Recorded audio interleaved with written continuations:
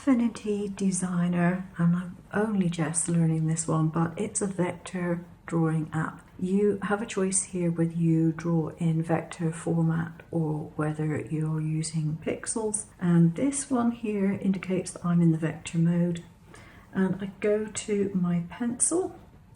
I've changed the colour of my pencil to bright pink.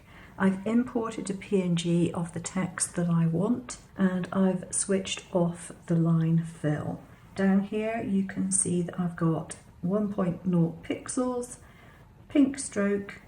I've got no controlling. If I have controlling on, it gives me these little ropes that add to the end of the line to move it around, and I don't want those. All I need to do is to increase the size of this so I can work with it. I can twist it around as I wish, and I can literally just go over the letters that I want to go over and trace them, then just export that without the picture background. So I take that background there and I would chuck that in the bin and export whatever was left. Export that as an SVG and send it to, whether I want to send it to another app on my iPad or whether I want to send it to my laptop or desktop computer. I'm now in Concepts, and this is one that I find really easy to use. The controls are nice and simple, and it's infinitely editable and easily so. So I've imported the PNG again so that I have a layer to copy, and this is my image layer. I can tap on that and I can lock that image layer. I've got my layer set to automatic, and I've got a wire layer here. Now the reason I have a wire layer is because I have this wire tool selected, and the wire tool, which is that one there, is constant width at every zoom level for lightweight computer aided drawing. So that is set up precisely as I want it to be, to just get this single line vector writing that I want. So I'm going to change the colour, and the Copic colour wheel comes up, and I change it to something bright that I can easily see. I can, if I want, make the line a lot thicker. It will not affect the end result in that whatever thickness this line is, when this exports as an SVG, the SVG line is going to be down the middle of this line. It's not going to be either side of it, it'll be down the middle. So I'm going to put this back down to pretty thin again. I've also got line smoothing, which aids to get a nice smooth flow, and I've got it on 24% at the moment. And so all I need to do is zoom in here, and so I can go down here. Now if I select that line that I've just done, if it's too wobbly or whatever, I can select it, and I can smooth it out by using this here, and you can see that will smooth it out.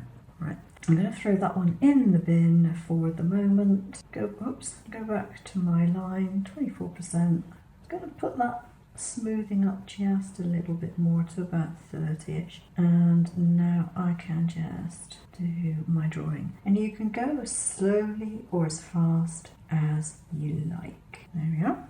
Now if I was going to make this into a cursive, then I wouldn't do the individual letters. I would be doing something like this. I would use the letter form, and then I'd come up to the next one and do that. And I would do it as I would normally write if I wanted that cursive look at the end of the day.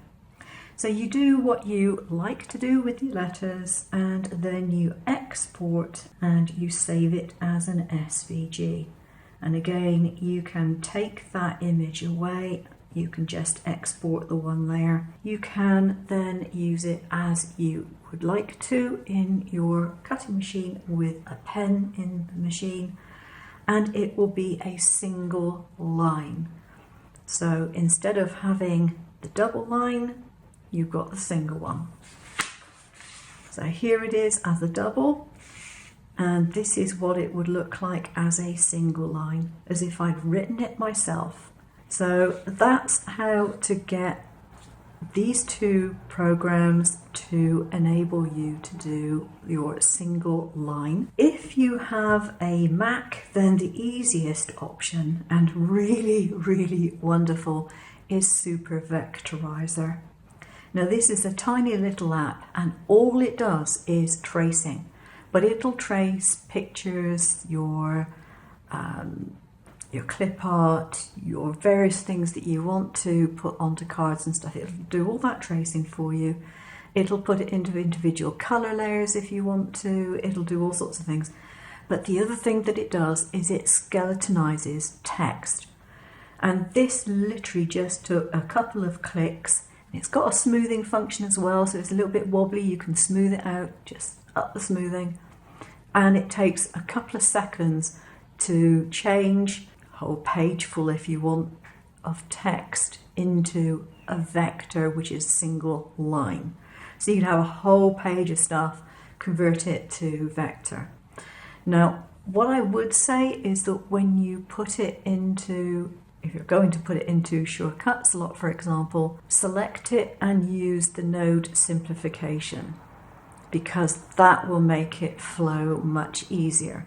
That's how to get your single line fonts without actually buying them.